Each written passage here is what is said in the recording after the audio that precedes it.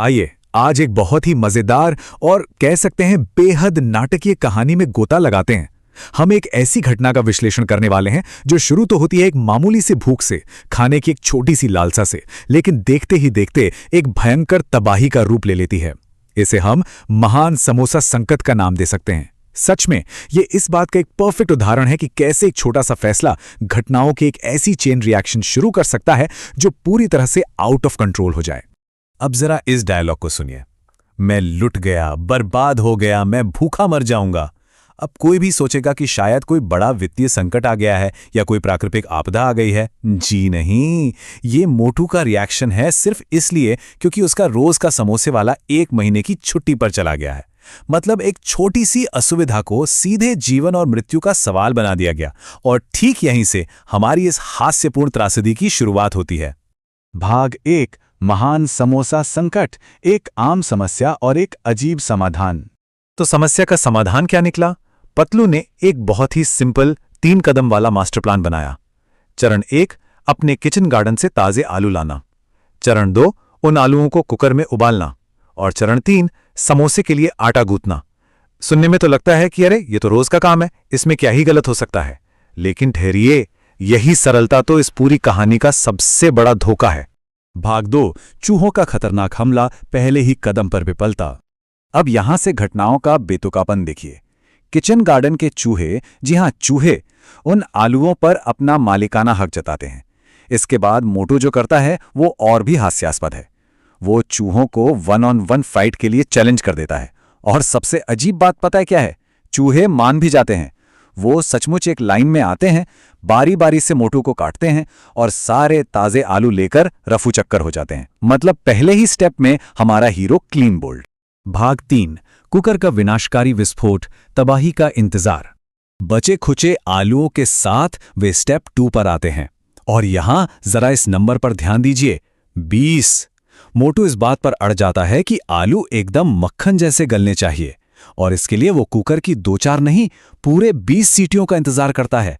सच में रसोई में बिना तजुर्बे के घुसना कितना खतरनाक हो सकता है, ये नंबर 20 उसी का सबसे बड़ा सबूत है। और उन 20 सीटियों का नतीजा बिल्कुल वही जो भौतिक विज्ञान के नियम कहते हैं। कुकर एक भयानक धमाके के साथ फट जाता है। धमाका इतना जबरदस्त होता है कि मोटू के घर की पूरी छत ही आसमान में उड़ जाती है। और पता है इस तबाही के बीच सबसे फनी हिस्सा क्या है? इतनी बड़ी दुर्घटना को वो लोग मौसम में आए अचानक बदलाव और ग्लोबल वार्मिंग का नतीजा मान लेते हैं। कमाल का लॉजिक है। भाग 4, जॉन द डॉन की चोरी, एक चिपचिपी मुसीबत में फंसना। छत तो उड़ चुकी है, लेकिन समोसा तो बनाना है। तो अब बारी आती है आटा गूंथने की। और यहां चीजें और भी भयानक रूप ले लेती हैं। आटा इतना चिपचिपा हो जाता है कि मोटू और पतलू दोनों के हाथ उसी में फंस जाते हैं और आपस में बुरी तरह चिपक जाते हैं। वे अपनी पूरी ताकत लगा लेते हैं, लेकिन उस चिपचिपे जाल से बाहर नहीं आ पाते। वे एकदम थक चुके हैं और पूरी तरह असहाय हैं।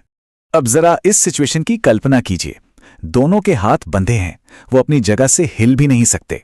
और ठीक इसी कमजोर पल में कहानी में एंट्री होती है शहर के सबसे कुख्यात चोर जॉन द डॉन की, जो उनके ठीक सामने आकर खड़ा हो जाता है। टेंशन तो बहुत है, लेकिन सिचुएशन इतनी बेतुकी है कि हंसी भी आती है। अब क्या होगा?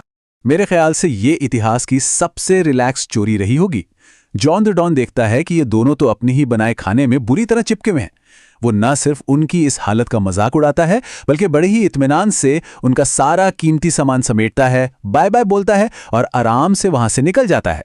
और हमारे मोटू पतलू, वे बस खड़े खड़े ये सब देखने के अलावा और कुछ नहीं कर पाते। भाग 5, एक विशाल समोसे का धोखा, एक दुखद विडंबना। इस महासंकट में अब एंट्री होती है डॉक्टर झटका की और उनके अनोखे गणितीय समाधान की, जो इस नंबर 100 में छिपा है। उनका लॉजिक है 100 सुनार की 1 लोहार की। वो कई छोटे समोसे बनाने के बजाय एक ही ऐसा विशालकाय समोसा बनाते हैं जो चाय वाले के पूरे 100 समोसों के बराबर है। देखने में तो लगता है कि भाई वाह, क्या मासा स्ट्रोक है। लेकिन जरा रुकिए, प्लान क्या था और असल में हुआ क्या? प्लान सिर्फ इतना था कि मोटू शांति से अपना घर का बना समोसा खाएगा, लेकिन असलियत, घर की छत उड़ चुकी है, सारा कीमती सामान चोरी हो चुका है और वो जो एक इकलौता विशाल समोसा बना था उसे मोटू के दोस्त ही मजे से चट कर जाते हैं। अगर हम इस पूरी घटना की टाइमलाइन पर एक नजर डालें तो दिमाग घूम जाएगा। देखिए चीजें कितनी तेजी से हाथ से निकली।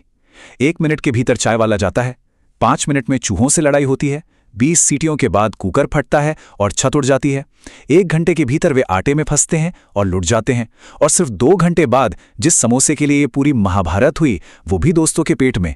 ये कॉमेडी ऑफ एरर्स का एक बेहतरीन नमूना है। तो अंत में क्या हुआ? इतनी सारी मेहनत, जान का जोखिम, घर की भयंकर तबाही, और मोटू के हाथ क्या लगा? कुछ भी नहीं। वो बिल्कुल वहीं खड़ा है जहां से उसने शुरू किया था। दोस्त उस शानदार समोसे की तारीफ करते हुए डकार ले रहे हैं और हमारा मोटू वो अभी भी भूखा है और रो रहा है। ट्रैजिक है लेकिन बहुत ही फनी भी। तो इस पूरे विश्लेषण के बाद एक बहुत ही गहरा सवाल सामने आता है। जरा सोचिए, जब महज एक समोसे की लालसा इंसान को उस मुकाम पर पहुंचा दे जहां घर की छत उड़ जाए, कीमती सामान लुट जाए और इंसान खुद लाचार हो जाए, तो क्या कोई भी नाश्ता, चाहे वो कितना भी स्वादिष्ट क्यों ना हो, इतनी भारी कीमत चुकाने लायक होता है? इस बेतुकी लेकिन मजेदार बात पर जरूर विचार कीजिएगा।